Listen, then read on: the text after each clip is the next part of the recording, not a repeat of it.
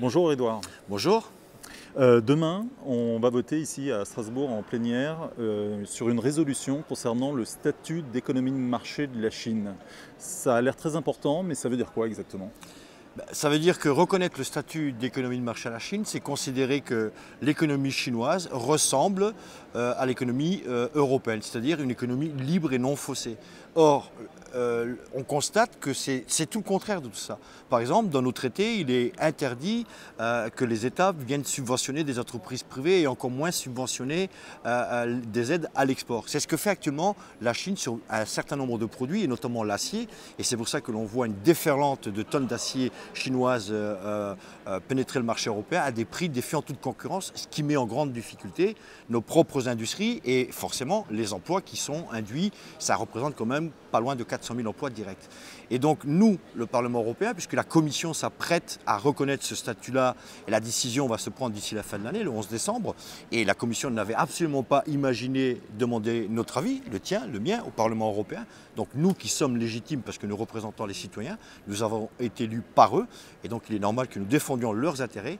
Eh bien, le groupe socialiste et démocrate européen, et notamment les socialistes français, ont pris une grande part pour imposer le débat justement ici Alors à laquelle Strasbourg. justement? Parce que je crois que vous avez, toi, Emmanuel Morel, fait beaucoup sur la question et vous avez essayé justement de rassembler des députés et d'autres. Comment Tout à fait. ça s'est passé? On savait très bien que de toute façon aujourd'hui ça a un impact sur l'ensemble du territoire européen et il n'était pas imaginable de faire ça uniquement entre nous franco-français. Donc nous avons lancé un groupe d'action transpartisan et transnational. Nous avons aujourd'hui 72 députés de toutes couleurs politiques différentes, de nombreux pays européens et on partage le même constat, c'est de dire aujourd'hui on ne peut pas reconnaître ce statut à la Chine parce que ça aurait un impact beaucoup trop important sur nos industries et sur nos emplois. Il y a une étude qui parle d'un impact entre 3 et 4 millions d'emplois en Europe qui pourraient être impactés, donc disparaître à cause de cette concurrence déloyale.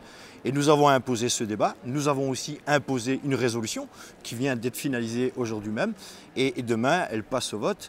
Voilà, c'est donc le travail collectif, le travail des socialistes et démocrates européens et notamment impulsé par les Français qui nous ont permis aujourd'hui de donner la parole au Parlement européen, c'est légitime, et en plus de faire voter une résolution. Alors demain, cette résolution, elle s'adresse à la Commission, j'imagine. Oui. Et quel est le calendrier et es-tu optimiste sur l'issue?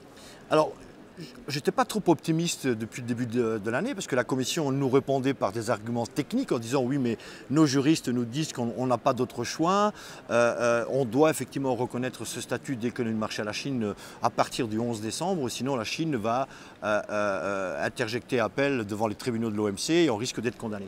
J'ai simplement envie de répondre, et je leur ai dit à la Commission, et nous leur avons dit que ce débat ne doit pas être un débat technique, il ne doit pas être un débat juridique. Il doit être un débat politique. Nous sommes des élus, nous sommes là pour défendre les intérêts des citoyens européens. Et la seule question qui nous a traversé tout au long de ces débats et de ces travaux, c'est de dire est-ce que oui ou non reconnaître ce statut à la Chine est bon pour les citoyens européens? La réponse est évidemment non. Alors effectivement, la résolution que nous allons adopter demain, la consultation publique qui est toujours en ligne jusqu'au 15 mai, où on demande l'avis aux citoyens, aux entreprises de savoir est-ce qu'ils sont d'accord avec ça ou pas, va effectivement impacter non pas l'agenda de la Commission, parce que la Commission va rendre justement aussi ses conclusions de sa propre consultation d'ici la fin du mois.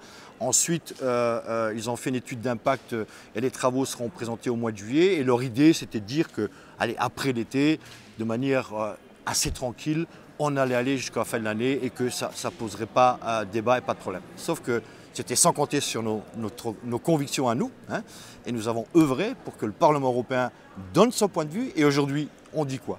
On dit qu'effectivement, on ne reconnaît pas que la Chine est une économie de marché. On dit que les relations économiques avec la Chine doivent être équitables, ce qui n'est pas le cas. On dit qu'il faut aussi tenir compte et avoir des propositions communes avec nos partenaires traditionnels qui, eux, pratiquent une économie de marché. On dit que les organisations syndicales doivent aussi donner leur point de vue parce que ça impacte beaucoup d'emplois. Et pour finir, on incite la Commission à prendre des mesures urgentes à moderniser les instruments de défense commerciale qui pourront nous aider à mieux défendre nos emplois et nos industries.